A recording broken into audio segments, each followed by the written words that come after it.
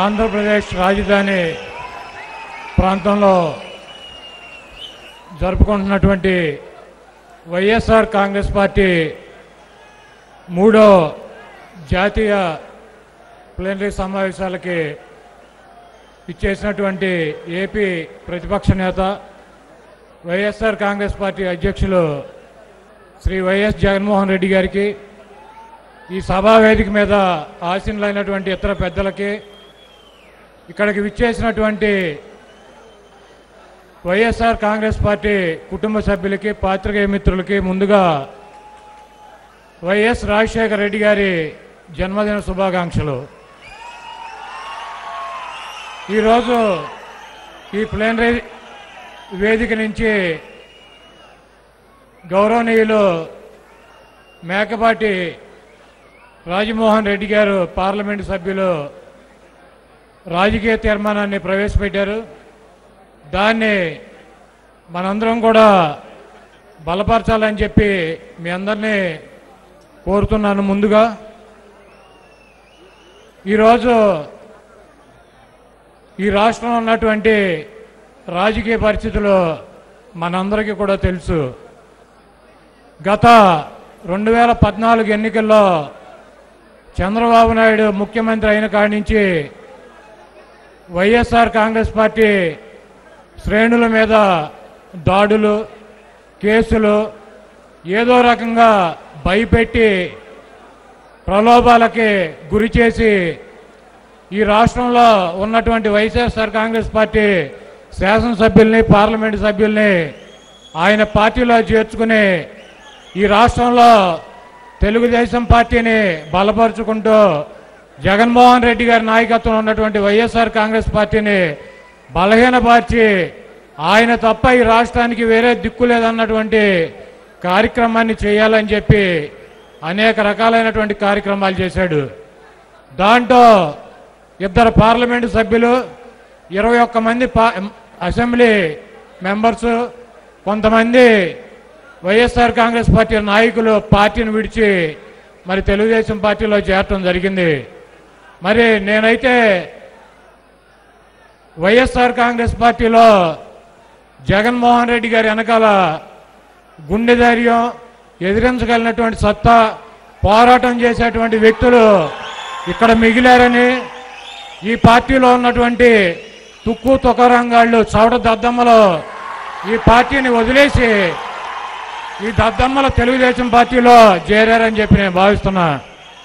ఈరోజు వైఎస్ఆర్ కాంగ్రెస్ పార్టీ జగన్మోహన్ రెడ్డి గారి నాయకత్వంలో గత 6 సంవత్సరాల నుంచి అనేక పోరాటాలు చేసింది.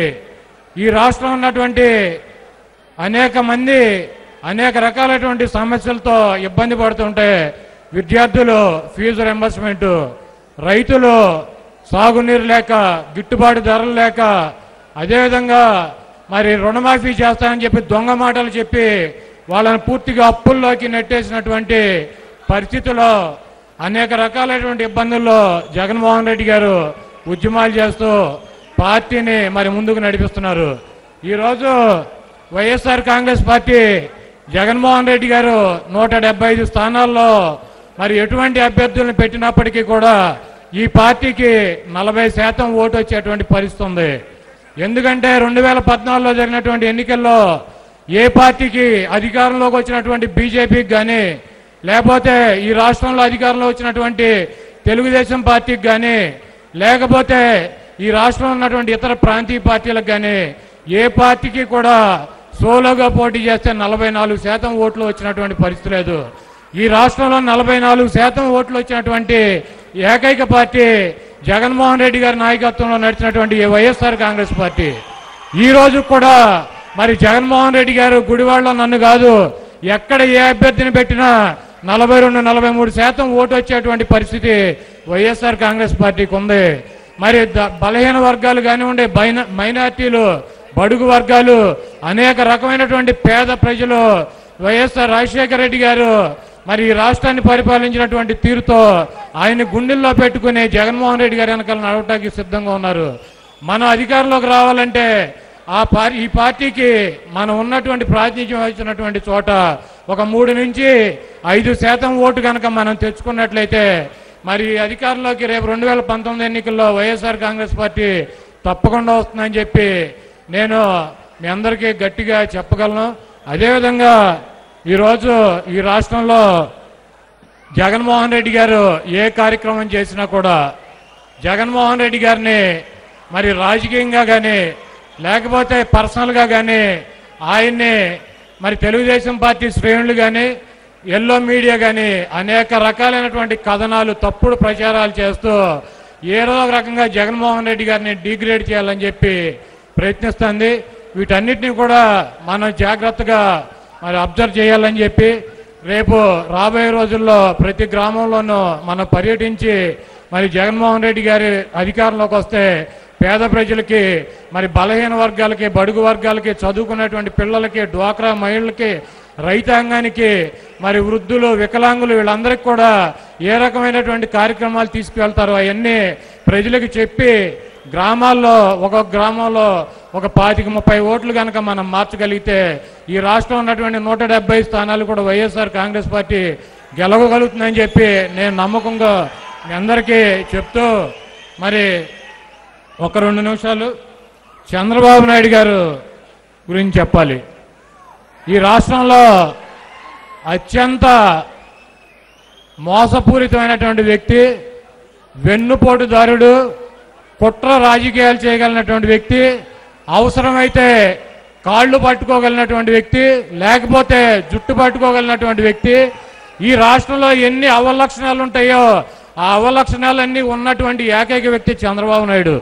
ఈ రాష్ట్రాన్ని ఒక దొంగ ముఖ్యమంత్రి పరిపాలిస్తున్నాడు. ఎన్నికల్లో గెలవటం కోసం అడ్డమైనటువంటి వాగ్దానాలు చేసేటువంటి పరిస్థితి ఉంటుంది. కాబట్టి మరి జగన్మోహన్ రెడ్డి గారు నేను చేయగలిగిందే చెప్తాను, నేను నా తండ్రి చూపించినటువంటి దారిలో నడుస్తాను, కాబట్టి నేను అబద్ధాలు చెప్పను, నేను దొంగ వాగ్దానాలు చేయను, నేను చేయగలిగినవి చెప్తానని చెప్పి మరి ఆయన మన ముందుకి ప్రజల ముందుకు వచ్చేటువంటి వ్యక్తులు. కాబట్టి రేపు జరగబోయేటువంటి ఎన్నికల్లో దయచేసి చంద్రబాబు నాయుడు గారి యొక్క వెన్నుపోట్లు ఆయన గత చరిత్రను కూడా జగన్మోహన్ రెడ్డి గారు దృష్టిలో పెట్టుకుని మరి రేపు ఎన్నికల్లో మేనిఫెస్టోని తయారు చేయాలని చెప్పి నేను కోరుకుంటూ, జగన్మోహన్ రెడ్డి గారు కనుక 2019లో ముఖ్యమంత్రిగా అయితే ఆయన బతికున్నంతకాలం ఈ రాష్ట్రానికి ఆయనే ముఖ్యమంత్రిగా ఉంటాడని చెప్పి నేను ఘంటాబద్ధంగా చెప్పగలుగుతున్నాను. రేపు మొన్న చంద్రబాబు నాయుడు ఇట్టాగే తెలుగుదేశం పార్టీ సమావేశం ఒకటి పెట్టాడు. దాంట్లో చెప్తాడు ఆయన, జగన్మోహన్ రెడ్డి గారు కేసుల్లో ఉన్నాడు, జైలుకి వెళ్ళిపోతాడు, ఆ పార్టీ ఉండదు, ఇక నేను మా అబ్బాయి శాశ్వతంగా మా మనవడి దాకా మేమే ఉంటామని చెబుతున్నాడు. చంద్రబాబు నాయుడికి 70 సంవత్సరాల వయసు వస్తుంది, ఇంకో సంవత్సరంలోనో 6 నెలల్లోనో. ఆయనకి ప్రస్తుతం మైండ్ పని చేయట్లా, ఆయనకి అనేక రకమైనటువంటి ఆరోగ్య సమస్యలు ఉన్నాయి. ఆయన ఎప్పుడు ఉంటాడో ఎప్పుడు పోతాడో ఎవరికి తెలియదు. అటువంటి వ్యక్తి మరి ఆ పార్టీకి ముఖ్యమంత్రిగా నాయకుడిగా ఉన్నాడు. తెలుగుదేశం పార్టీ శ్రేణులు ఆలోచించుకోవాల్సినటువంటి అవసరం ఉంది.